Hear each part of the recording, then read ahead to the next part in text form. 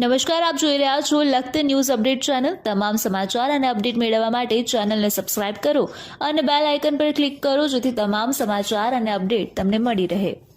લખતર આથમના દરવાજા બહાર આવેલ કેન્ટીન પરમાંથી દેશી દારૂ ઝડપી પડતી લખતર પોલીસ દ્વારા 28 દેશી દારૂના પ્લાસ્ટિકની થેલીના ફુગ્ગા મળી આવ્યા।